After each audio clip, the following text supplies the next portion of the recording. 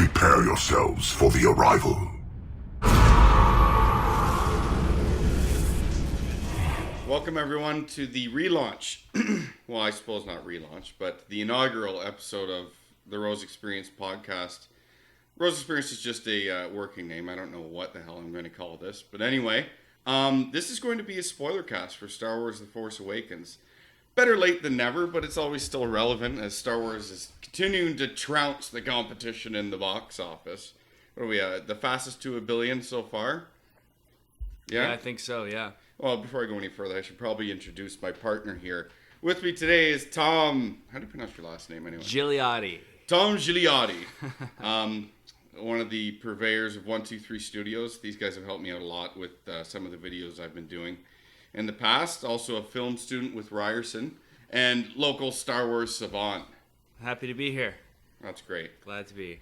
We'll get Tom talking a little bit more. I can't right. do anything. We're both actually coming off being sick a little bit, so bear with us with some coughs and some irregularities with the voice. But anyway, why don't you let the people know a little bit of your love for Star Wars? I mean, I know you're a huge Star Wars fan. We won't get into a pissing contest about who's the bigger one.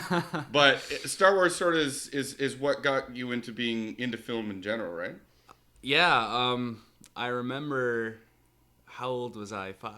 Born in 1990, so right in the middle, in between the two trilogies. Man, I am much older than you.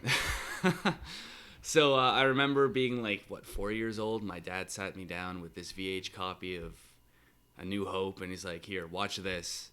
What, did he just let you alone, or Yeah. did he watch it with you? Well, he watched it. Well, I mean, I was 4. Study hard, young Padawan. So I can't really remember exactly what happened, but yeah, my dad got me into it, and when the special edition came out, I saw those in theater with my dad.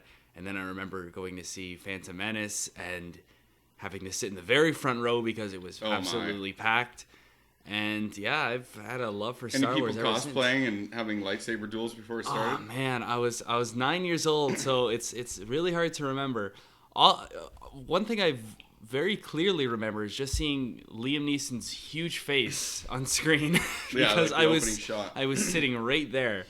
But no, I mean I love everything Star Wars, and I'm so excited that we're getting this whole new era and generation of films coming out, a new film every year. Yeah, so I mean again, I'm older. I grew up with Star Wars. I think my first memory was probably Empire Strikes Back. I remember I went to a birthday party when I was 6 or 7, and it was a Empire Strikes Back theme or Return of the Jedi. I can't remember the years, but I think A New Hope came out in 77, was it? Yeah, 77. I was born in 1979. Oh yeah. But anyway, it wasn't huge for me when I was younger. It was a thing, but Star Wars went away, and the internet wasn't a thing back then, so everything wasn't really. All you really had were the films and a few comics, but I wasn't buying those comics back then.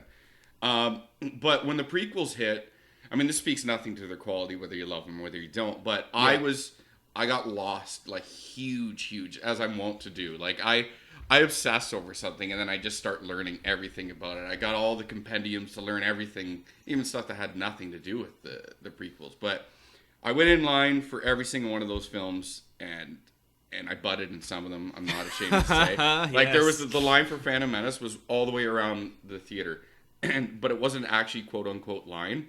So when they called for the line to be formed, these poor bastards with tents, I just ran right in front. I didn't care, and no one noticed because whatever. Survival of the fittest. Yeah. So anyway, I got those tickets and just blared the Duel of the Fates as I went home. And we both went. I mean, I remember the time I saw the Phantom Menace. I was like, "This is the best film ever." But reality sort of set in after that. But anyway, needless to say, I'm super excited about The Force Awakens. Now that I've seen it, we're gonna talk a lot about it and spoil the living shit out of it. Yeah, let's do it. All right. So I guess just general, what did you think of it? You know what? I thought it was great, and not to kind of sidetrack the whole thing before we even get started, but. There's, like you mentioned earlier, because, with the original films, you didn't have the internet and everything when it first came out. There's this whole culture that's really making it hard to kind of enjoy the film. It is, because back the PR hype machine controlled everything. Yeah. There was no internet for you to further explore and get. Everything's opinion based these days. So. Yeah. And it's not only it's really the whole Lucas to Disney transaction thing. Transition. That's what I meant. It's kind of putting a damper on the whole experience for me because, like, people love this movie and people are raving about it online, but they're also using it as an excuse to shit on George. Yeah, to shit on George. I mean, I'm gonna not to cut you off, but I mean, I had a lot of problems with George Lucas. But I'll let you finish, and then I'll give you just my counterpoints. Well, all I'm saying is, like, people are using this new film as an excuse to, shit on George Lucas, shit on the prequels. And I will, admit, being a huge Star Wars fan as I am, and me growing up, the prequels actually had a bigger impact, no doubt, on my life than even the originals did. And even I'll admit they have some problems, like some not so good characters and wooden dialogue and not so good directing. But, personally, I love them. But I can't go on like a Star Wars Force Awakens review site or whatever, or read somebody's review without somebody always saying... Yeah, they're mentioning it. It's like, they're always opening or closing. I don't know. Yeah, it's always like, oh, thank God Disney has control of this franchise now, and George Lucas isn't ruining it. I mean, say what you want about the prequels as movies themselves. I don't think George Lucas is that bad of a guy. And I mean, I think he's done so much for, like, Hollywood and everything in general. You cannot, like, and that's the thing, you have to be able to separate it. Now, I'm of the camp that I think George lost his touch a long time ago. I think so, but too. But at the same time, that doesn't diminish his achievements with Star Wars, being a visionary and creating this wonderful universe for everyone to even have a starting point. I mean... And that doesn't even go into the leaps and bounds for video and sound, most importantly. I mean, we would not have what we have now in terms of technology on a film and sound basis without Lucasfilm. I know, needless to say, we wouldn't be doing this right now if it wasn't for George Lucas. No, like that, and that's very true. I mean, I'm not an expert of the audio-visual tech. I mean, we just literally set this mic up before we started and had problems doing that. Like 20 minutes setting this mic up. Bless your heart, YouTube instructional videos and Audacity. But, I mean, I've read about George, just some of the things. I think he got lost in the power. And no doubt, the guy's billions and billions of dollars. Like, I get it. But some of the ideas he would throw into, like, pitching video games and the shit that he ruined with his touch... was it got pretty bad. Like some of the with LucasArts games. Like what? I'm curious. Well, there was for instance. I mean, I want to stay on the spoilercast topic, but originally they were doing some stories on there was supposed to be a Darth Maul video game. Yeah. And the game looked incredible. This eventually became some of the ideas were implemented into The Force Unleashed, which he subsequently kind of ruined with some of his ideas for the storyline. Really? But I didn't know the that Darth Maul story, and then he started coming up with these strange ideas how Darth Maul was going to have a buddy, and they were going to be friends, and they were going to do all this stuff. But that never happened. But there's a myriad of stories about him coming in at the last minute and just like saying, well, this doesn't work, and this is what I want to happen, and then it'll scrap like a year worth of work, and then he just walks out. But anyway, here nor there, I'm happy that Disney now has it. Just to get it going and sort of... Star Wars has a ton of potential that probably wasn't being realized. I think the best thing to come out of Star Wars in 2 decades probably was the Clone Wars. The series that's on... Series, it's on Netflix now, but whatever. It was fantastic. And George's influence was pretty minimal on that. He came and went, and his daughter had a little bit, but mostly it was Dave Filoni and his team. And that was great. It makes... Anakin and Obi-Wan so much better. Like those characters from the prequels that you maybe didn't know too much about. But anyway, I'm happy with the direction of the movie. And overall, I really enjoyed The Force Awakens, even though it's basically a New Hope retread. Yeah, I know. We could have an entire complete podcast based on... Is the word safe there? Yeah, it's safe. I was gonna bring that up too, because I think the reason this film is so successful is because, and I mean, no offense to J.J. Abrams by this at all. I mean, I'm a huge J.J. Abrams fan, but they basically looked at everything that people loved about the original movies. And preyed on the nostalgia. Exactly. So they're like, what do people want to see? And I remember thinking this when I saw the very first teaser trailer, and I'm like, the teaser trailer showed exactly Oh, it what hit on people every wanted note. to see. But that was perfect. Yeah. I mean, that was perfect. The trailers were so well done. They were. Oh, I love the trailers. I'd have a bored night and I'd be like, I'm gonna watch the trailer again. See, like my wife all the time. She's like, you just love watching trailers. Sometimes, the movie will eventually just be shitty, but the trailers are still great. Like there's so. For instance, I hated the new Godzilla movie, but that trailer is still the one where they're jumping off. Yeah, it doesn't yeah. diminish how great that trailer was. But anyway, all the Star Wars trailers are great. But even though this movie I felt was safe, that doesn't take away from how great the new characters were done. Yeah. And this is the best acted, and I'd probably say written Star Wars film yet. Yes, for sure. Yeah. I mean, that doesn't directing. We can talk about another. I mean, the original trilogy has some fantastic directorial moments and cinematography and things like that. Yeah. But in terms of acting, it was really, really well done. So, what did you think of? I guess it jumps off with Rey. Rey, I really liked Rey's character, and I saw it coming, and I guess this is where the spoilers are going to start. But like with the promotional material, you see Finn, and he's got the lightsaber, and everybody thinks, okay, Finn's going to be the new Jedi. He's going to be the new protagonist. He's going to be the one that carries us across these films. And I knew it going in. It was a misnomer. I'm like, Rey is definitely going to be the one who's going to be the Force sensitive one. Well, the link's already there. I mean, she's on a planet that's like Tatooine, but it's not. It's Jakku. But I thought she was really, really well acted. She was a strong character. She's also the source of some of my biggest problems with the film. We'll get into later, but that doesn't take away how great of a beginning this was for the character. Some of it, I don't know, like J.J. Abrams. Sometimes she looks like she's gonna have an anxiety attack in some of these scenes. Like, it's just. And Finn did this too. Like he's breathing like super hard in like almost every scene. JJ likes that because if you look at the Star Trek, the intensity and the effort. And I really like that because films are they're human stories, right? You got to be able to connect with the human characters. So when you can see that anxiety and that heavy breathing, you can really empathize with the character and get in their head. And JJ does that a lot, like he did it with the Star Trek films, like at the beginning of the last one, Into Darkness, where they're running through the forest and stuff, and Kirk takes off his thing and he's just that's it's like a film thing that sort of caught on the last 7-8 years. Which I don't mind. It works. It works. It gets the point across. Like the scene where Finn, he's holding his lightsaber and Kylo's coming up to him, and you just see that absolute panic in his face. Yeah, that was well done. It was. So Finn, you liked Finn? I liked Finn. Yeah. What was I gonna say about Finn? I don't know. I'll remember later. You're lost. I'm lost. But you're lost in the sands of Jakku. Jakku, yeah. No, I like Finn a lot. I like the arc of. Well, I mean, can't not talk about the stormtroopers, but they're not stormtroopers essentially in this, even though they look like it. Or are they? Did they call them? They stormtroopers? call them stormtroopers. That's right. Yeah.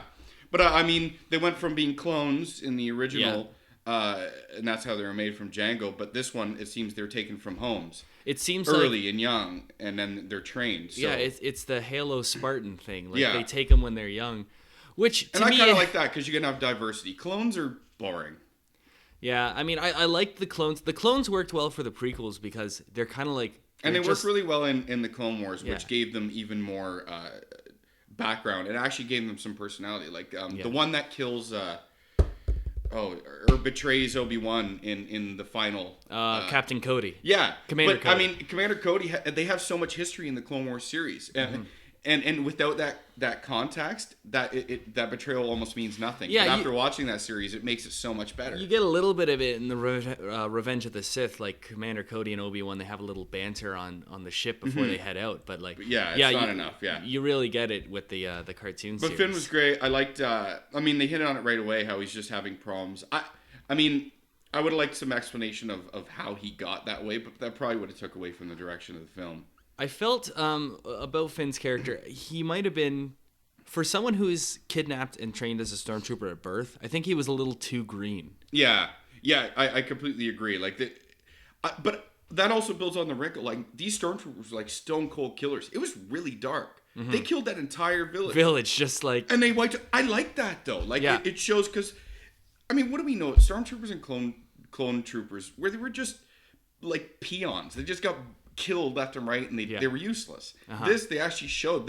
It showed some menace to these troops that the whole galaxy fears.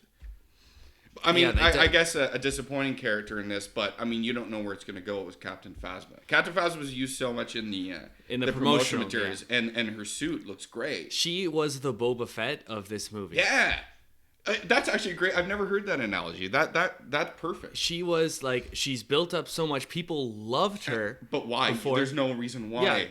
Yeah, and like she's in it. I'm pretty sure just 3 scenes. Mm-hmm. She's in it right at the beginning when she lands in the ship and tells Kylo, I can't remember what she said, but she just says something. Then she puts Finn back in line when they get back to the ship after they kill. And the there's village. the very last scene, like an hour they later throw her down into the trash the movie. compactor. Yeah, that's after it. making her give out the shield, drop the shields. Drop the shields. Yeah. So I mean, I guess the most interesting part is where they take the character from here, because you could see her coming back or eventually linking with the rebels in some sort of way, because there's no way she gets to come back with what's the name? First Order. Thank you. I can't believe I forgot. Yeah, there's no way the First Order lets her back.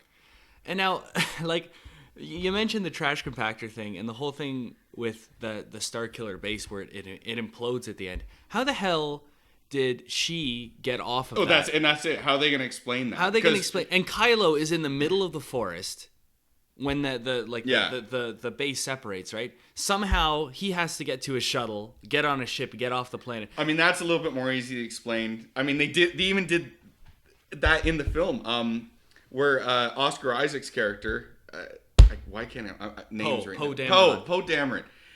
Perfect Star Wars character anyway. He's like one of my favorite actors right now. I mean, Oscar I guess that's cliched to say, but I've been on the Oscar Isaacs train for a few years. Deus Ex or Ex Machina. That's Ex Machina. Yeah, but even before that, he was in some fantastic films, and even the bit roles that he had, he's a standout guy. But anyway, just how he got off Jakku after crash landing.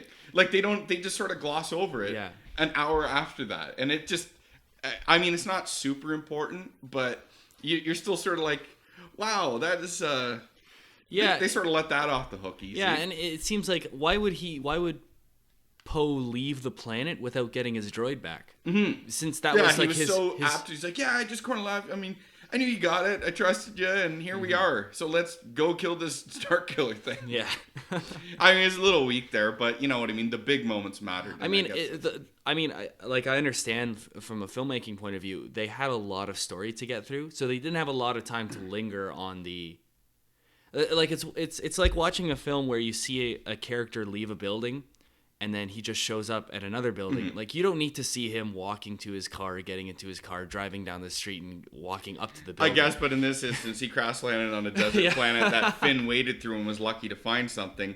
Mm-hmm. And you're like, how the hell did he get off? He had no way to contact anybody. But anyway. True, yeah. But I liked how, so I guess we can go chronologically now and not touching on every single point, but just break down. Like, the introduction of Rey was great.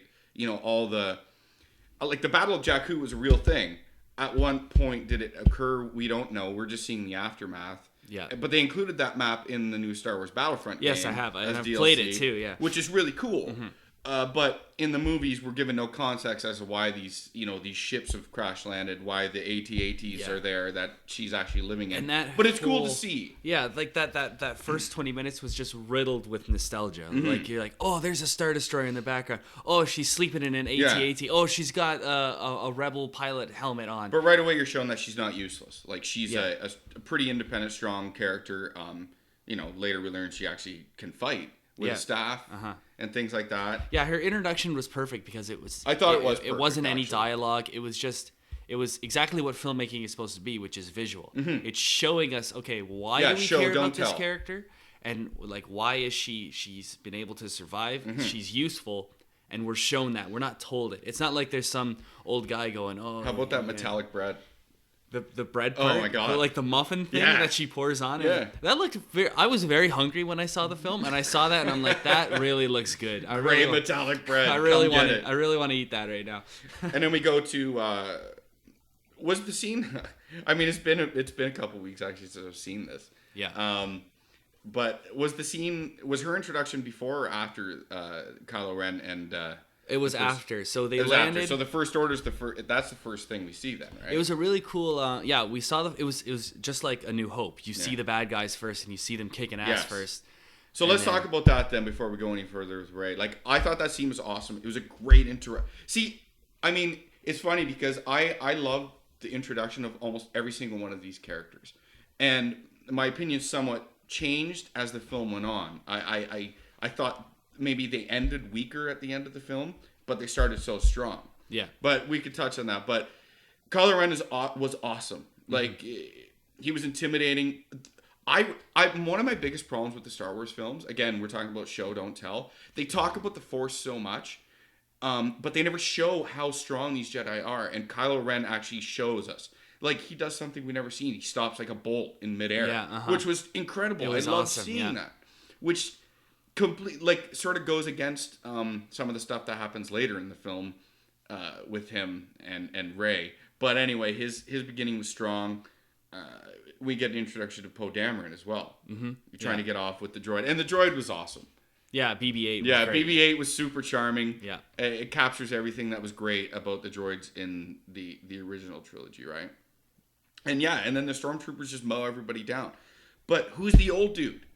Yeah, we don't find that out yet. Do you think he's a Jedi of the past? I think he he might be like old rebel leader or something like that. I don't know. I think he's like a Force philosopher or something. Okay. Because like in Star Wars we're introduced to like the two main Force groups, the Jedi and the Sith. But there's more, yeah. But there's more, and what's the character's name? The one who gives Rey the lightsaber, Maz. Mm-hmm. She's not a Jedi, but she's attuned with the Force. She knows of it, yeah. And I think that like the librarian character in Episode 2, the one that helps out Obi-Wan find Camino, she's not a Jedi per se, but she understands the Force. You're right. And I'm pretty sure that this character, this old character, I forget the actor's name, Maxoff. Ugh. Yeah, he's got a great voice. Yeah, I'm pretty sure he's in the similar vein where he understands the Force, but he's not really attuned to it like a Jedi. But anyway, he gets just cut down bad. Yeah, just slain. I love that lightsaber too. It looks like it has more weight to it, which it goes with the design. I mean, some people are like, it's not. How would you use the vent? You know what? Just let some things go to the imagination. It looks great. Yeah, like people loved. It's got a good sound too. Like it rather than being like a clean lightsaber with just like it looks like it's rupturing. Like the power is. JJ called it. He called it a junk saber. Okay. Because Kylo, he doesn't. Nobody's trained him, so he doesn't know how to build a real lightsaber. Mm-hmm.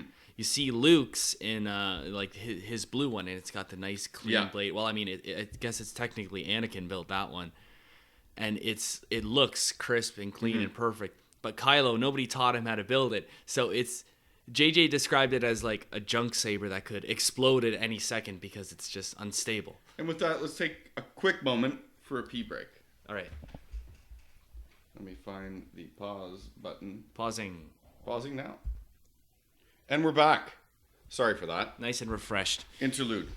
So yeah, they did a great job of building up Kylo Ren's character and just show how powerful he was. Yeah. You establish him as like sort of the new leader. And they made him seem very confident and like in control. And then later you realize he really isn't. They completely unravel that myth that you had. But so they bring back the Poe Dameron guy on the ship, and the interrogation with the Force. Again, it establishes like how strong he's supposed to be. Yeah.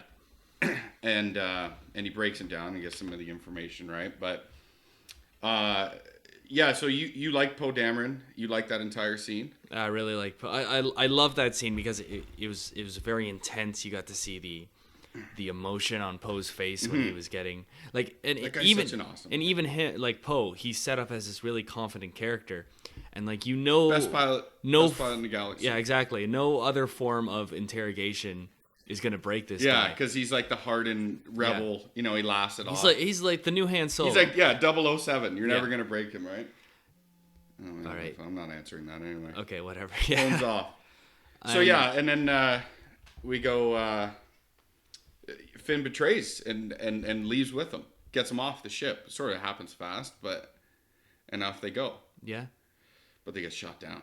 Shot down after taking out Yeah. those turbo lasers, which to me, like, can one TIE fighter really take out those cannons?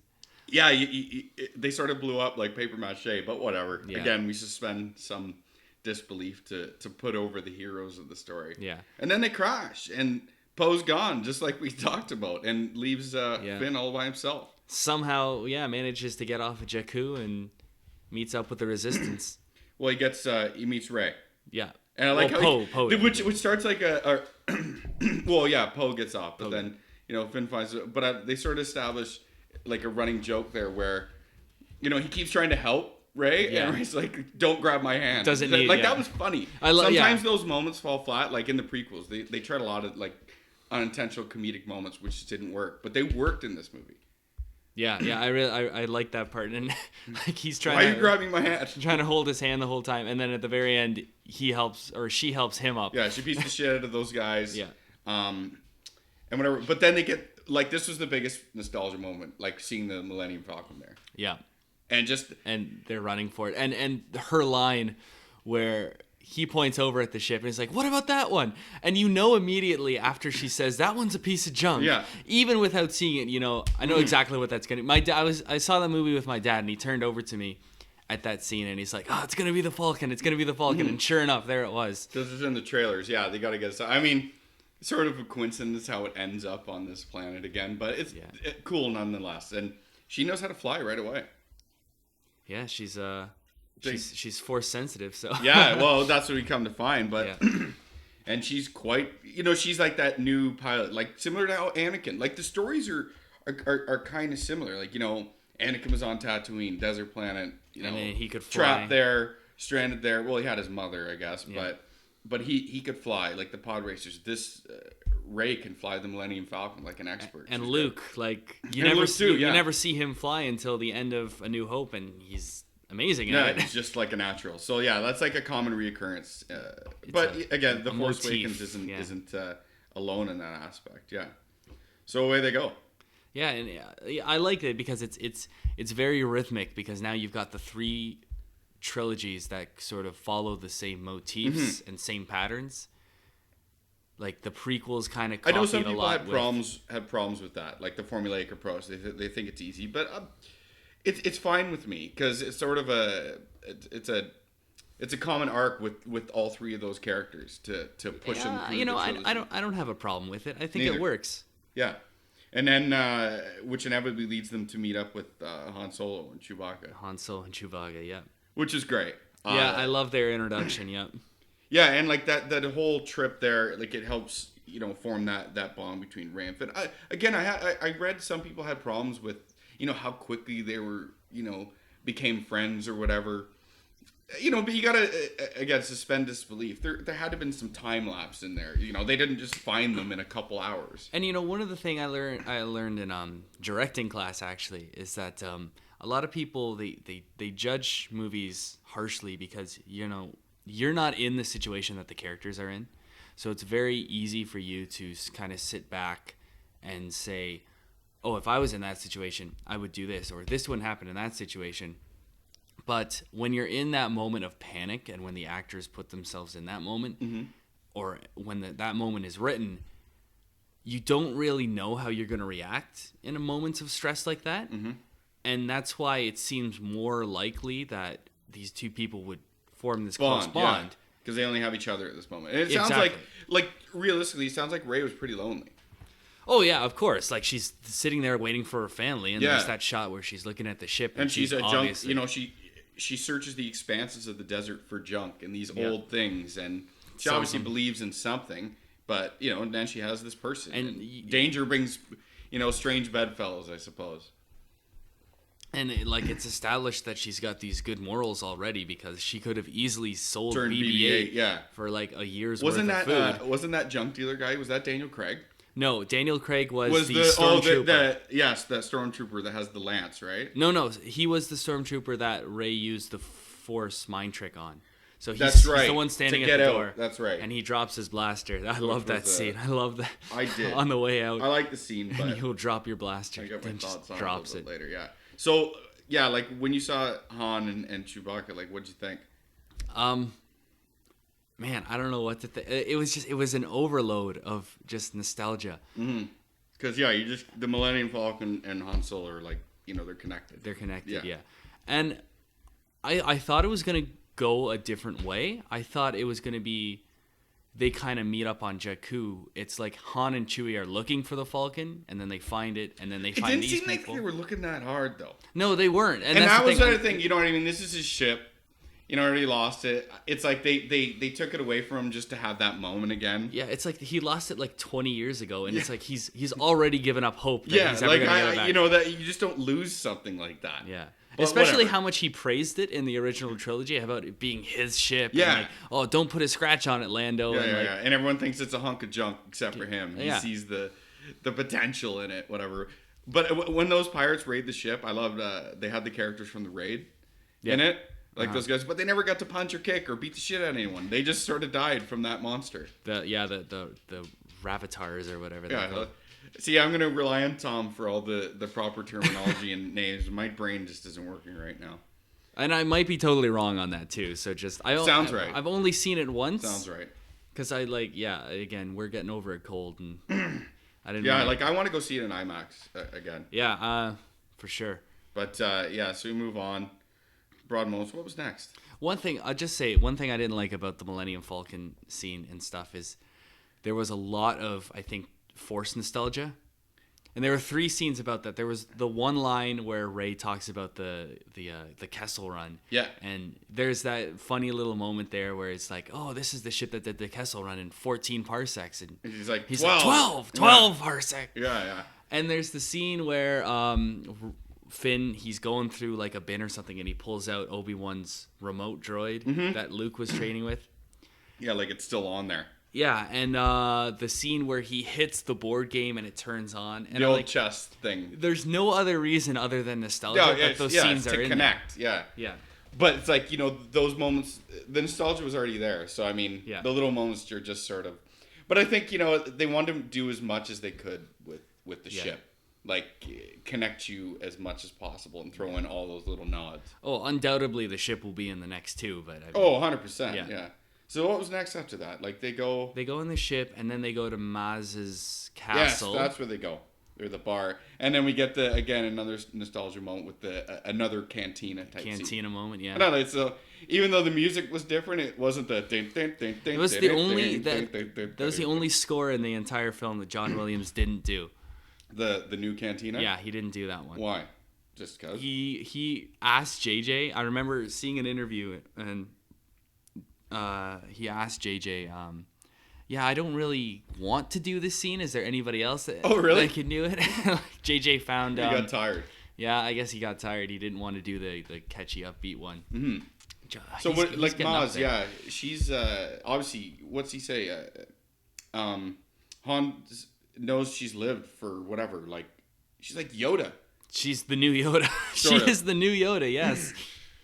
Now, what did you think of the moment where like Rey finds she has the vision, obviously. I was fine with the vision like that she has that brings her down and into the basement. It's a very like flashbacks and visions, but has I mean been a very that's something unused. that Luke, like Force sensitive people, yeah, that's a power, but not all of them have it. Yeah, like it's almost like you have the power of sight in the Matrix, you know what I mean? Like Anakin had his dreams and stuff in the prequels, which I thought worked well. And yeah, like it's not a very commonly used filmmaking technique in Star Wars, like using flashbacks and stuff like that. But in this case, I think it really worked well. Well, and also it's not just a lot of times those visions are of the future. But this gives us a lot of insight into the past of what happened. It shows it's a lot of exposition. Yeah, exposition is the right word. Thank you. You're going to do this whole podcast for me. Thank you. No, but it has Kylo Ren. It sort of shows him cutting down some Jedi, or the aftermath of it with the Knights of Ren. Which are like a thing that are mentioned but are never seen. There'll probably be more of it in the later ones. Mm-hmm. But I was kind of... and then we get the moment from the trailers that everyone saw was Luke, touching R2-D2. Why does Luke have the robot hand now? Because when he got his hand cut off, he just got a normal. Yeah, he got a normal hand hand that was robotic. So why did he opt for? I'm gonna get rid of the normal looking. Maybe hand. they'll show it because obviously maybe he gets it cut off. We see again. him right at the end. Yeah. Yeah, maybe something that was a thing. But this is another thing. Luke. So she finds Luke's lightsaber. Yeah, let's stay on chronological. Yeah, so, we'll sort of like I don't want to go through every single detail here because then we'll have a 2-hour podcast. But so she finds. Like, what did you think? Anakin's She finds the the lightsaber, and she wants like nothing to do with it, right? Yeah. Maz is like, take it, and she's like, I want nothing to do with it. It's the it's what's it called in filmmaking? It's a classic like what's the word? It's an archetype sort of thing where it's the hero's journey where the hero always has to be reluctant to accept the journey. Hero. Yeah, like it is an archetype. You're right. Yeah. The hero always has to be reluctant to take the journey, and then something happens that sort of forces the hero it on them. Yeah. So whatever, and then once again, the new order, the first order sort of shows up, and that's awesome. I love that the whole fight scene, and then Finn uses the lightsaber. Yeah, and that's the thing. Rather than Rey using it, she's turned it down. Sort of Finn, it winds up in his hand. Yeah, and I like some of the banter with Han and Chewbacca when they're fighting. You know what I mean? But I didn't understand. It's like Han kept talking about Chewbacca's gun like it was the first time he saw it, and this it leads into some of the other problem I had between Han and Chewbacca. Like they've been best friends for what 40 years, 50 years. Yeah, and it's much. like some of these are like new revelations in this movie with them, and I was like. Yeah. They should have had more like of a.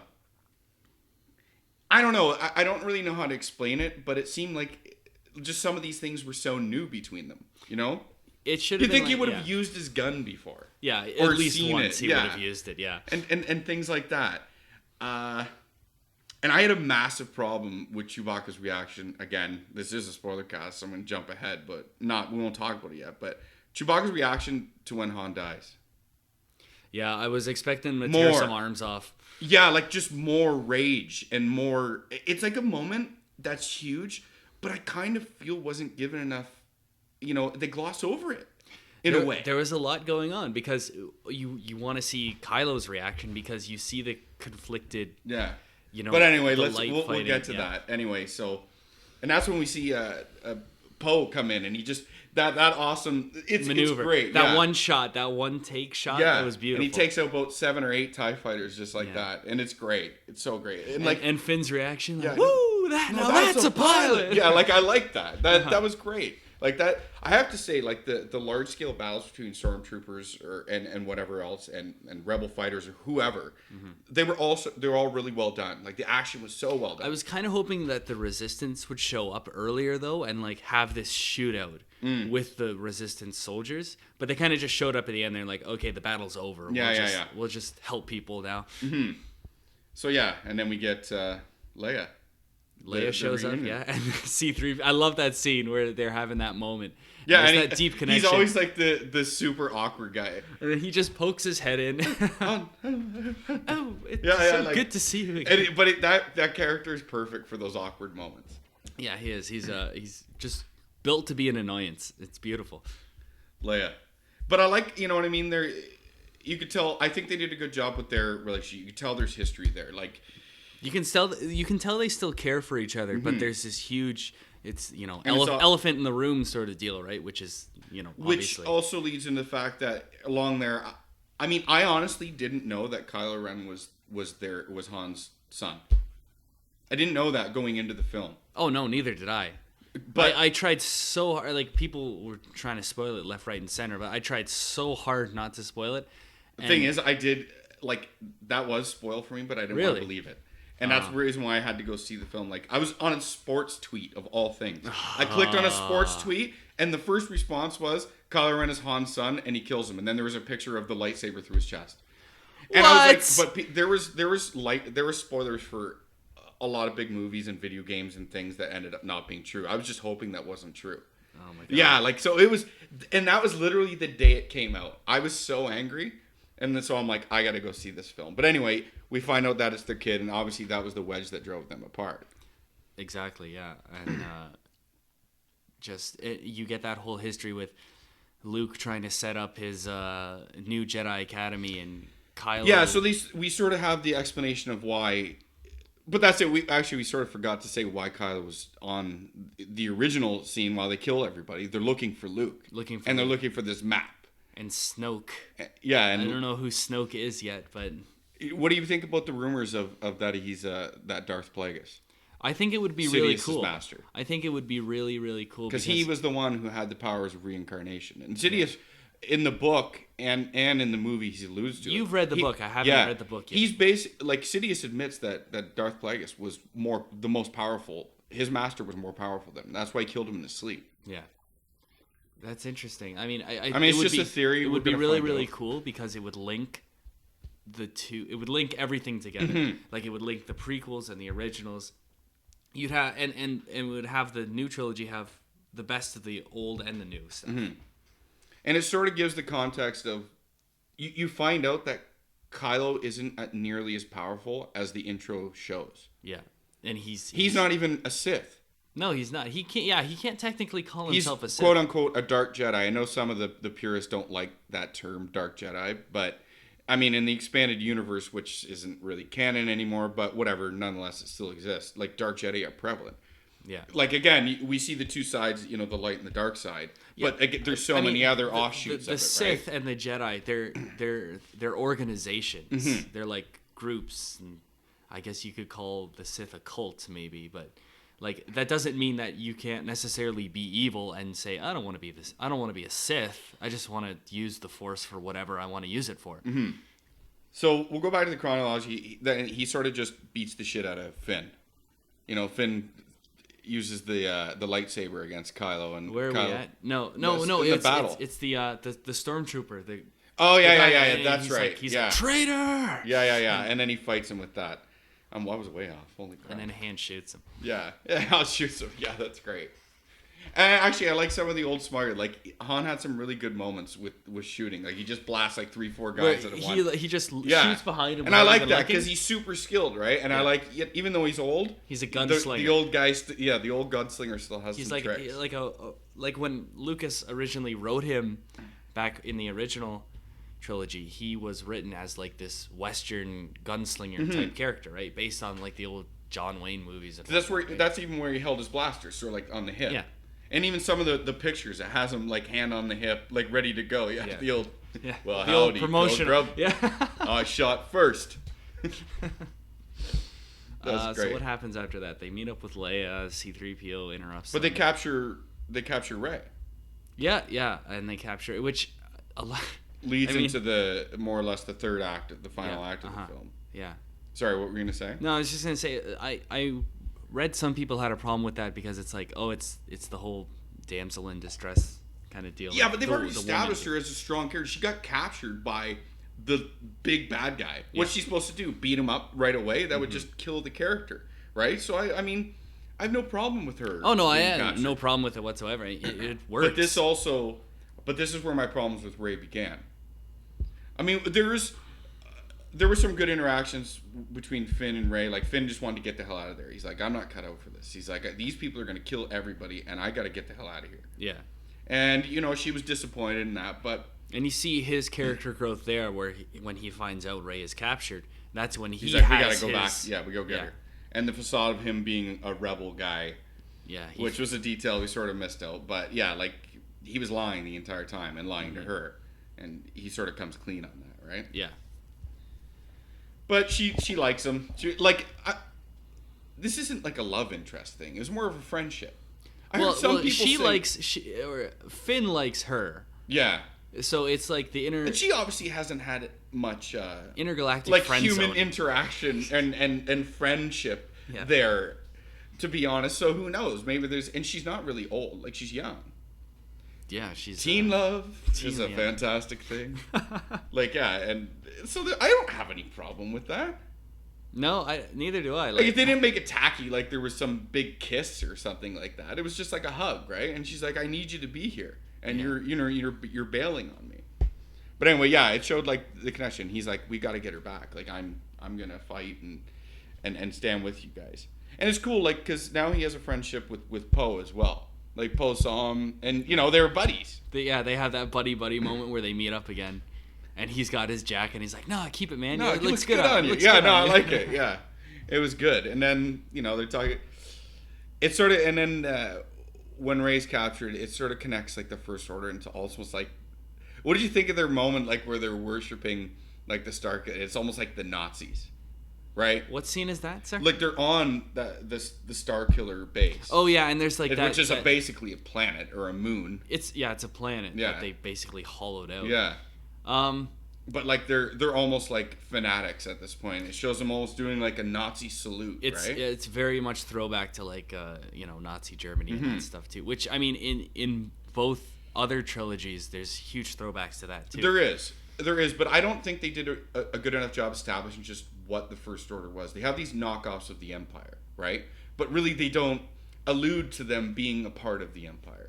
Like there is, and that also goes with the Rebels because, they established that there is a Senate still. Well, from what I understand, backstory wise, the way it happened is after the after the Battle of Endor, there was the Rebels and the Empire was still fighting. The Rebels went and established... Of course, that wasn't the end of it. You got to stamp out, everything. Mm-hmm. The Rebels established their new republic, which... I'll get to that in a moment. I had a problem with that in the film, with how they depicted the new republic. And then they signed a peace treaty with the Galactic Empire. Okay. So almost like a disarm. Yeah, a disarm, like kind of like North Korea, South Korea. But there was so the First Order was born out of the people who refused that peace treaty, and that's probably why they called themselves something different and didn't adopt the Empire moniker. From what I read, like the First Order or the Empire, they like disappeared for like 10, 15 years, and then reestablished themselves and came back, regained power. But they were still technically had a peace treaty, and somehow no one had eyes on them, and they made a world, somehow, But anyway, and Leia created the resistance. But they were disenchanted. Maybe, like, this is all conjecture, but like maybe they weren't. She saw them rising again, and the Senate, this new republic, didn't want to do anything. Yeah, they're like, no, it's not a big deal. It's kind of funny because it's a throwback to the prequels where there was all this corruption in the Senate, and they weren't. Nobody in the Senate wanted to do anything. Exactly. Yeah. Nobody in the Senate wanted to do anything in the prequels. And because there was a trade embargo on Naboo. Yeah. So Leia created the resistance. Yeah, so basically, you could sort of surmise that these people weren't happy with the response, and they saw this threat arising, and they're like, well, we're going to do something about it. And then the new rebels were born. And then the First Order basically declares war on the Republic by blowing up their and as soon as we find out that there still is a Republican Senate, it's gone. The Star Killers, they just blow the shit out of the entire their little solar system. Yeah, and that's probably the biggest problem I had with the film is that there was no introduction of the New Republic. No, it's just like here it is, and then it's gone. To feel anything, right? Yeah. It's like, yes, I'm seeing this planet being destroyed, and we get one show, and we don't even know the planet that they show almost looks like Coruscant. It's not Coruscant, though. But it looks like it. It looks like it, but it's not. How do you know it's not? Because it's in the book. Oh, okay. In the book Aftermath. Oh, okay. Which actually, is and speaking of the book, real quick, I guess there's a lot of things in the actual Force Awakens book. Novel that has a lot of things that the movies I shouldn't say a lot, but there's a bunch of things that are expanded on. That's the next book I'm gonna read is that one. I just have to go and get it. And I actually remember back during the other prequels, I read the Phantom Menace book, and there was quite a few things in the Phantom Menace book that weren't in the film, which would have made the film much better. I can't remember the exact details. I read the Phantom Menace book too, and I remember really liking it. Yeah. Mm-hmm. So that sort of demonstrates the power of this thing, which is it's just another big. It's like a bigger, more intimidating Death Star. Death Star number 3. Yeah, which you know what? Okay, I'm willing to accept this plot device in this movie, but if the next film has another Death Star, I'm just gonna be like, all right, this is really stupid. Yeah, let's come up with something different now. Another. It doesn't even have to have a weapon of mass destruction. It could just be like they have lots of ships and they're a threat to everybody. Yes. And they'd just be like they're fanatics and they're kidnapping people and they're turning them into soldiers.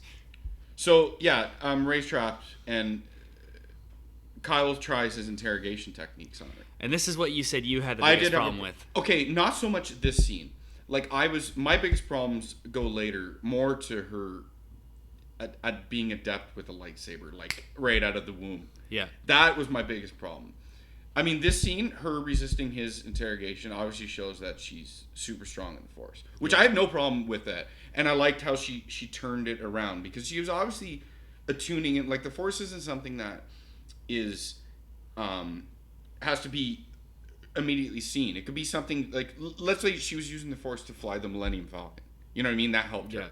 Like, you could, it's sort of in indirect ways as well, right? I remember when I watching Return of the Jedi, and my dad, with my dad, and there's the scene where Leia gets on the speeder bike, and she's like flying through the forest, and she's all awesome at it, and she's good. And I remember thinking, like, even as a kid, I'm like, has she ever done this before? Yeah, how is she so good? Like, how is she so awesome at going Mach 20? And my dad's like, well, you know what? She's using the Force. She doesn't know she's using the Force, but she's using it. And I mean, that's a good explanation though, because they're obviously, they're Anakin's kids, right? Yeah. So yeah, I mean, that was my explanation. I liked how she turned it back on him, but this is also the deconstruction of Kylo Ren as well. He almost, from this point forward, he almost becomes like a poser to me.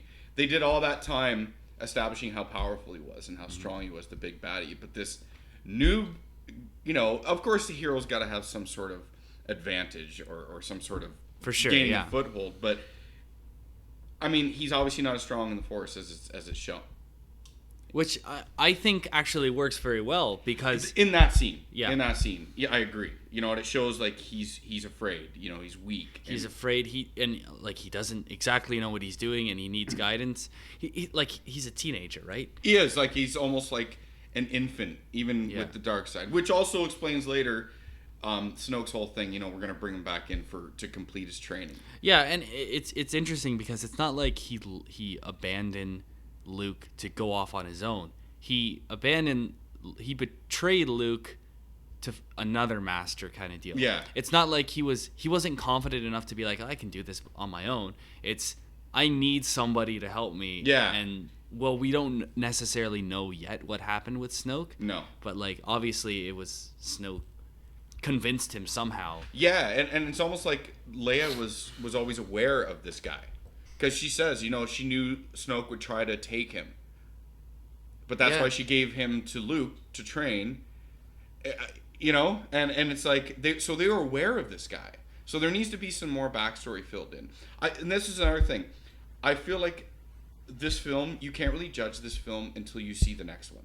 Yeah, this film really I feel like, because if the next film doesn't explain a lot of these things, it's going to be a big disappointment and a failure.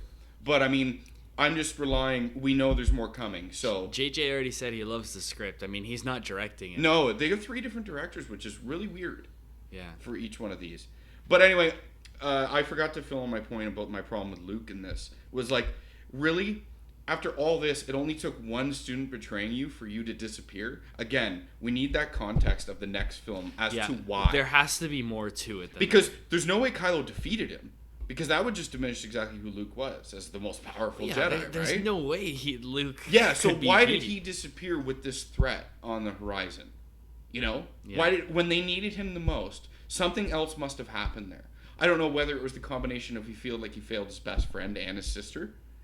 Maybe he was ashamed. Yeah. Things like, we need that context to better understand it. But as it stands for me, I was disappointed that's his thing was. It's the search for Luke, and Luke just decided to just abandon them. Well, we won't have to wait long. I mean, we won't have a 3-year wait like we did with the other ones. So anyway, it's the Rebels fight. It's sort of like a Back to the New Hope. I guess the one glaring moment is Han. Leia sends Han. Bring Kylo back. Bring him home. But right at that moment, even though it was essentially spoiled for me, even though I didn't want to believe it. But what did you think Han was going to die? You know what? Or did you not think anything? I did, and the only reason I thought he was going to die is because Harrison Ford really does not like that character. No, he does not. Harrison Ford is not a big Star Wars fan, and it took a lot of money for him to come back for this one. And going into it, I knew that he would not sign on for 3 movies. Mm-hmm. But you also didn't really... killing him off made a lot of sense, just looking from the outside in without seeing the movie. You know, do we really need him throughout the entire films again? No, you know? I don't think so. And I remember JJ saying that having these original characters in this film was just a way to kind of transition into the new characters, which I think... But you don't want it to be a crutch all the way through. Exactly. So I think we're going to see even less of Leia and Chewbacca, and, well, we'll see more of Luke in the next one because he's got to train Rey. Well, we certainly hope so. Yeah. But I think we're going to see less of the other characters. So except for that scene, maybe the droids. If you didn't think, but when he met him, it's like the iconic thing was there. The meeting on the bridge. You can almost see the cinematography and the use of color, like the two sides. Like there was a blue light almost shining in from the one side, and there's red light on the other side, and then they meet in the middle of that bridge. And at that moment you had to have known. You have the spotlight, and it's cool with Kylo's character because the entire room is dark, and he's in this dark room, but there's also a light from the outside shining directly on him. Mm-hmm. So and it shows the duality there, the conflicting nature, the dark and the light. The conflicting nature obviously was just a ruse, though. Even though he doesn't say it in his voice, it's there. It's just a more of thing. But he really hates his dad. Like, there wasn't even a twinge of anything there. Basically, all those words he was saying to him were a lie. No, actually... Or do you actually think he had a moment? I think he had a moment, because he says... He's trying to give him his lightsaber. Help. Yeah, but I thought he did that on purpose, sort of... I think that was legitimate. Oh, okay. I think that was... I guess we'll find out. Well, of course, you're going to know that. I mean, in the grand scale of things, Kylo will have his redemption. He'll have his redemption. He's not going to be a straight bad guy through the whole thing. Like, I don't know. We'll see. But, obviously the conflicting nature is there. Yeah, So he just, you know what I mean? He just stabs him right through. And then, yeah, my biggest problem was Chewbacca's reaction. This was his best friend, right? They've been through everything for how long? Friend. And I like the fact that Kylo shot, but I didn't like how he did it. Okay, again, diminishes the character. Just these little diminishes really hurt it overall for me because we've already seen him stop, you know what I mean, shots, laser bolt shots from blasters and things like that. And this, like the original one he stopped was point blank. Yeah. Right? So he hears the roar, and then this shot comes towards him. He doesn't do anything to stop it. He just gets shot. Unless he was so phased from the moment of killing his dad. But I would have liked just to keep the illusion of power of who he was, if he deflected a couple of them, but Chewbacca's rage and want for revenge for his best friend comes through. But one, you know what I mean? One of those gets through, and that's how he gets shot. Not the first one. You know what I mean? Yeah, I could go either way on that because I honestly do believe that the character in that moment would be so out of it. He's like, he can't believe he did it. Yeah. That is a good way to put it.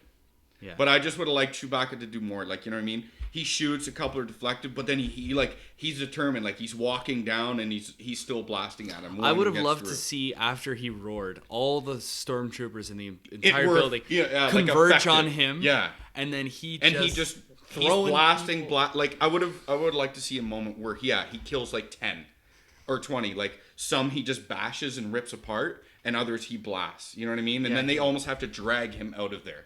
Yeah, like, that would have been a more powerful scene. I think so, yeah. I just don't think there was enough there. You know what I mean? Chewbacca was like, okay, I was a roar and I blasted him and now we're leaving. And then he blows up the base. Yeah, but there was nothing else there, and Chewbacca was wounded too, right? Or was he wounded before? He got wounded before, but That's I think right. he got was healed wounded up. before. We missed that. Yeah, but he was wounded before. So yeah, like I wasn't overly happy with the way Han died and the reactions of it. But I liked Harrison Ford's acting in it though. It was really good. He seemed solemn. Yeah, he seemed solemn. There was like he failed his son. He touches his face and then he falls off. That was a beautiful moment. Mm-hmm. So anyway, the Starkiller base falls the same way as all the other ones. It implodes and creates a new star. So then we end out in the Force with Kylo. He's obviously injured, and then he's chasing Finn and Rey. Yeah, he wants that lightsaber back. Yeah. Why? Yeah, like how did he end up? Because he retreats after getting shot. Does he just end up in the forest after them? God, I can't remember. It's been like And 2 that's what weeks he wants. since I Yeah, saw it. he just wants that lightsaber. That's why he's after them. I think he obviously he must know Rey from somewhere. Maybe. And let's be honest, like we're jumping ahead, but that's got to be Luke's daughter. It's got to be Luke's. Yeah, It has to be. Has to be. Yeah. Mm-hmm. But Which so basically, he's what he wants. He wants that lightsaber, and he wants her, because he's still trying to find Luke, right? And he knows that she has some sort of connection as to why, like, or the map or whatever. either that or he's just straight out for revenge because of like they made a fool out of him. So Basically. Finn, this is where Finn takes the lightsaber and tries to fight him. Yeah, and then they have their little like 1 minute duel. Their parry back and forth. Which again, I don't like the fact that Finn was even able to wound Kylo. I don't think he wounded him. No, he got him in the arm. Did he? Yeah. Wow. Yeah. I don't remember that part. I remember he got shot, and that's. But why... I liked how. No, I like that aspect that he was weakened. I mean, we can use that excuse for his fighting and it abilities definitely were was diminished. an excuse. And I did like that because it shows that he wasn't just beaten straight out, right? And just the rage of him pounding his side where the thing is and the blood was like fizzling on the snow. I liked that. That was really cool. So he beats the shit out of Finn, and then Rey gets the lightsaber. She finally takes it, right? He uses the Force, grabs it. From Yeah. And it just really bothered me how good I was with all the Force things. Even though the thing, for her to escape, she used the Force to make the, you know what I mean? What's that called? Force command or something like that? For like Jedi mind trick. Jedi mind trick, yeah, but there's a word for it. Yeah, like how she just knew how to do that was a little corny, but whatever. I was with that. But obviously she can fight with the staff, but this is like a trained guy with a lightsaber, and she just, takes it to him, more or less. Yeah. Did that bother you at all? Or were you with it? I was so in the moment while I was watching it that I never actually thought about it until you kind of brought it up, and I thought, you're right. It kind of doesn't really make sense that she would be this good at it right now. Yeah, like I would have liked personally for that scene to end the same way it ended, but with him almost ready to finish her. Like she had her moment. Like I'm fine with her wounding him. You know what I mean? She has a moment of recollection, but this is a trained guy, trained by Luke. Even if he's not a full-fledged Sith, he's still got to be pretty skilled, right? Yeah. And we've already seen him use, like, whether it's force push, the bolt stop. I mean, some choking, and he even pulls one of the guys into his hand on the ship. Yeah, I love that scene. I love that. Yeah. And but I like that his differentiating was he's almost like a bratty child. You know what I mean? He's temper tantrums. He's not controlled. Yeah. You know what I mean? He cuts up things when things don't go as his way. And that's fine. Like, I like that about his character.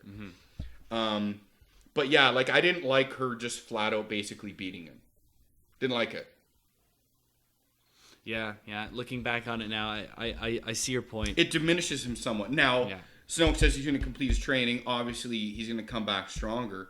But this is a guy who has killed other Jedi or other people. It shows, right? Yeah. In that flashback, he's strong enough to have the quote unquote Knights of Ren, people that follow him, who I don't know what type of weapons they use, but he's obviously trained them or in some sort of way. Actually, well, I mean, I think the Knights of Ren were around before, and then they they adopted him into it because in the book Aftermath, the Knights of Ren are there. Okay. And they're looking for artifacts of Darth Vader. Okay. So I wonder where the name Ren comes from. I don't know. It obviously is something. But anyway, yeah, I just didn't like that she flat out. He did, in wrestling terminology, he did the job there. Yeah. And I was just like, she has her moment, but he rebounds, defeats her, but then the planet pulls apart and it pulls them apart. Yeah. And but he's also wounded, right? So... And then he comes back. Somehow he escapes. I don't know how. Yeah, it's the same thing. Like, how is Phasma going to get... these are the things that need to be followed up on the film. So, they get back. They have a moment. Now Rey's resigned to the fact that, they know where Luke is. And, well, at least they think they do. And she's sort of, okay, I'm going to go on this path. And I'm going to find... It's almost like Luke setting out looking for Yoda. And Finn's just been unconscious this whole time. Yeah. After he got hurt by Kylo, that was it. He sort of got cut down the spine, though. Yes, that's true. Which is the thing, like, I noticed these lightsabers weren't cutting things in half. Like, they hit a tree, but it more just, like, leaves a scorch mark on the tree. It doesn't cut the tree in half, right? Because in the past, like for instance, when Obi-Wan cut Darth Maul in half, like, that just clear cut right through it. Clear cut in half, So yeah. he must have just grazed Finn on the back. Must have been, yeah. Because that should have cut him in half, right? You'd think so, yeah. Like, just cut him straight, like neck to navel, straight through. So, so she takes off and goes to find him. I liked that scene. But again, like, when they saw Leia, she almost wasn't even that upset that Han was gone. She was like, oh, it's okay, Rey. Han's gone. Yeah, I agree. There There was wasn't that one enough moment. emotion to it for such an iconic character. I know they didn't want to dwell on it, and you do have to move past it to move the final scene on. But there just needed to be a little bit more there. I think so, Maybe too. Chewbacca and I Leia agree. had a moment. You know what I mean? Because those are the two closest connections. Exactly, and I remember thinking that exactly, because when they get off the ship and You know what it would have been? Chewie walks right past Leia without even a glance or a look or a And these are the hug two or closest anything. things. You know what it would have been awesome? If Chewbacca looks at the Millennium Falcon, sort of has his own moment, and they just pull like a silent thing. It's like a final goodbye, because that is their ship. Yeah, it's Han's ship, but that's both of their ship. Yeah, it's this. You know what I mean? Now, like, what's he gonna do now that he's gone?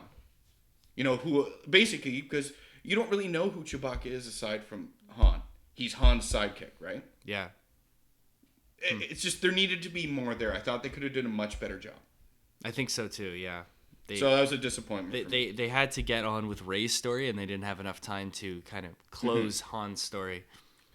I liked how she found him. I liked, you know what I mean? He's obviously The Jedi steps was the steps. and the score was beautiful. It was like that moment, the travel. And this is supposed to be like an old Jedi temple. temple. The first Well, Jedi yeah. temple, apparently. And I liked how they think did it. That's a cool idea. So she finds him on the top. And like, what did you think about that final scene? It's obvious that he was expecting her to show Obviously, up, yeah. because I mean, otherwise, who would just stand there and just Yeah. stare off? It was a prolonged scene. It was a prolonged scene. It seemed it got awkward when It she did. was standing You there want to know why holding it out got the awkward? lightsaber. Because honestly, he should have said something. Like, He Ray, he's like, Ray, I've been expecting you, or something to that effect. You know what I think? I don't think he should have said something. He should have done something. He should have walked up maybe and he taken force the pulls- lightsaber. He should have used, like, you know, or no, she offers it to him. This is what I was thinking. She goes, because does she say something, or does She doesn't just, say anything. No, she just offers stands it to there, him. and I think I don't mind the silence. The silence can be very powerful, but there should have been. But like, for the length of the scene, there needed to be more in there. Yeah, I think he should have walked up to her and maybe taken the lightsaber. And I think walking up would have been important, because you get that there's that closeness. See, my only problem with the lightsaber, distance. though, is Luke's lightsaber now, he modified it. It's green. Yeah. So why is his blue now? I would have liked the fact, like, something like, you know, she can have that. I have this. I left that behind. Well, let's get back to that, and that's something that they don't explain in the film. That's Anakin's lightsaber, That's right. the one that Luke apparently lost when he fought Vader and Cloud City. I always thought that the lightsaber fell into, you know, the Bespin gas cloud and was lost forever, right? And somehow they managed to get Anakin's lightsaber back. I'm not exactly sure how. They didn't explain. So, yeah, I mean, Luke's got he had to rebuild his lightsaber, so and he's it's got his green. green one. And this one is his old lightsaber that Obi-Wan gave him. So, Yeah. not really sure And how that works. But I honestly think the colors mean a lot. Like, green has always signified, like, a Jedi Master. Qui-Gon had the green one. Yeah. Right? I remember seeing a theory Yoda that has a green one. the green one represented more like wisdom and whatnot. Okay. So like Qui-Gon, he was this stoic character and he was very wise and whatnot. And Obi-Wan in episode 1, he was very young and brash and he was always going against Qui-Gon, and he had the blue one. But most of them have the blue, right? Yeah. Most of them have And that's why Anakin Mace Windu's the only one with the purple. only because he asked for it. Yeah. But that's cool. Like, I like that. I like how there's different colors with the lightsabers. Yeah. I mean, they expand on that in the Clone Wars. But anyway, overall, I mean, this film, it was really, really well done. Despite it seem I may have some qualms with it. I may have more qualms and problems with, but we won't know until the next film comes out. Yeah, I definitely have to see it again. I've only seen it one time. There's some of these people are nuts. They go see it like 5-6 times. I know. I went and saw The Phantom Menace 3 times, so I can't say much. But I don't know. I just don't. When it came back for the 3D release, I saw it 3 times. So what would you give it? I don't know. Knee jerk out of 10. Out of 10, I'd give it an 8. I give it a 7 Darth Vader plushies that I hold in my hand. 7 Darth Vader plushies. Out of 10. And it could jump up. I need the context of the next film to put this. It really does work as a whole. It does. And honestly, Star Wars in general, you can look at as one large movie. I suppose, but Empire Strikes Back is so much better than A New Hope. Empire's my favorite film. Empire Strikes Back is the only film George I will Lucas give a 10 says, out of 10. He flat out said, he goes, it's the worst one. I don't think he actually meant that. I don't think he... Because it was the one he didn't direct. He didn't direct Return of the Jedi. Oh, that's right. Yeah. He didn't... Here's the thing. Like, getting back to the prequels, he didn't want to direct the prequels. He wanted to get other people to direct. He wanted to get Ron Howard, Steven Spielberg. But they all told him that, George, you got to do this yourself. Yeah. Because this is your But he baby, should have had help on the... Like, the directing was fine, but the writing. He should have had a script doctor to go over that. And, I mean, it's a real shame because Lucas, he's a great idea man. And I love the overall arc of the 6 movies. I think they work beautifully together. But... technical wise, he should have got some help. He wore. They call it in the film industry where you're wearing too many hats. You know, you're trying to be the director, but I think the it was writer, just. But I think it was just so far removed from. Like, listen, it's no mystery that we lose creativity as we get older. We lose imagination. Not everybody, but it just happens. So the mindset you were in when you created something. And then you don't really do a ton of it until 20 years later. It's hard. It's hard to get back into it sometimes. It is. And I mean... And despite what you say, oh, this was all wrote before, sometimes it's just broad strokes. The Matrix had that problem, you know. Even though they said they made it to be a trilogy, I really don't think they did. I think they had large plot points made for the 2 sequels. But in terms of a fleshed out thing, until the first one became successful and they were like, oh shit. We have to make 2 more films out of this. Well, that's the thing about the Star Wars prequels is I agree they probably like the scripts obviously weren't wrote, but Lucas wrote the first 3 as his exposition for A New Hope, Empire Strikes Back. So he had the whole idea, the concept of the Republic and the Jedi and Emperor Palpatine overthrowing. He had that whole idea set before he even shot the original films because when you write, you have to write all that backup story so that you know where you're going. Sure, yeah. You know, there has to be a reason for what you're... Yeah, like you're starting at a point that's accelerated on the timeline that you're working with. And again, I think story-wise, the originals, or like the prequels, are on par with the originals. Just like in terms of what happens and how the arc works. It works in conjunction, and it honestly feels like one complete when I take the Clone Wars series and add it into the prequels, I agree with you. But I think without that, you know, calling the second film the Clone Wars and then never showing the Clone Wars really, and you don't show it at all. Like basically the third film comes along and the Clone Wars are almost over.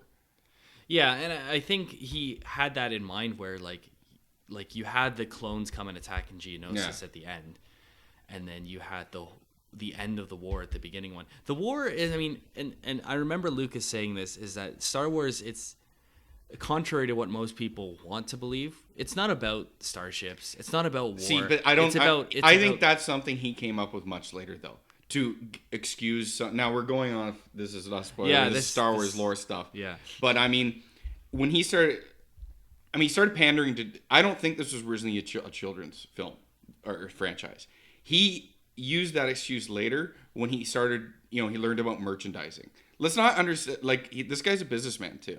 He liked money and he liked making a lot of it. And when he found things could be merchandised, and he started working that shit into, you know, Return of the Jedi and stuff. And that was some of the biggest problems people had. And then he came up with the thing, well, these are originally children's films anyway. It's not about starships and lightsabers and things. But I don't care what he said. That's what everyone loves. I wasn't going to say children's film though. That's the thing. I was going to say it's not a story about, and the whole thing about the merchandising thing and like the Ewoks and the Gungans and stuff. That was especially with the Ewoks. That was a studio decision, because he originally wanted to have Wookiees helping the rebels instead of the Ewoks. Oh, okay. But it was the studio that came in and was like, we need more kid friendly. We need something that's going to sell action figures. So the studio said, the guy had enough power to veto some of the stuff, but it went along. Not back then. Maybe. Back then he was still under the control of, because Star Wars is actually, with the exception of A New Hope, they're all independent films that he financed himself, but he was still under the control of the studio. Okay. All right, But well, let's anyway, wrap this up in a let's- tight bow, because we could probably keep going, and we're already longer than I thought we'd be. You could do an entire podcast. So what's your hope for the next one? More Broad Luke. strokes. More yeah. Luke. I need Luke explained, and I need to know who Snoke is, and it needs to be new. I don't want that StarCraft. I hope they do a bit more world building. Yes. Yeah, and I'm excited to see what happens. Yeah, I hope they just don't turn it. I hope they keep the lineage of Anakin at the forefront. Okay. With like his kids and whatnot, because really, I mean, And to Luke me, explains some of that to Rey. Yeah, like I don't want them to gloss over that. I want, maybe Luke learned so much more about his father after his death and all this stuff, and not trying to repeat the mistakes. yeah, and like I think JJ did a good job with this one, with having like Kylo and Rey. But to me, Star Wars has always been the story of the tragedy of Anakin Skywalker. Yeah. Mm-hmm. His rise in the prequels, and then his fall, and then his redemption in the originals. I hope they just don't forget about that character. Even though he wasn't well done in the prequels, he's still the main character of Star Wars. He's like the pillar. But anyway, yeah, I mean, that's what I want. I mean, I guess this just wraps up the spoiler cast here. Yes. Sorry if we Went a didn't little have any long. notes, and this is sort of impromptu, so sorry if we rambled at times, and I'm just getting back into the podcast thing after... almost 2 years. Yeah, Star Wars is a very passionate concept for me. And this podcast is going to be a lot of things. I mean, it'll be mostly about games, but we'll do spoiler cast for certain films and just random topics I want to talk about. And I'm going to have a lot of recurring hosts, different hosts. I'll try to get a lot of things on here. But yeah, before this thing gets too unwieldy for me to edit, I think we might as well just cut it off here. Sure thing. Well, Thanks a lot for listening.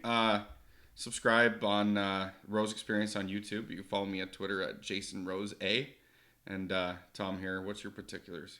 What is it's Titanium Warrior. That's my Titanium, like Colossus, but Yes. titanium. that's my Twitter tag. Yeah, and Tom helps me out a lot on my videos and stuff. So I'm glad definitely to- give him a follow and a nod if you get around to this, or if anyone even listens to this. So. Anyway, glad to thanks, help. Thanks, guys, and may the force See be you with later.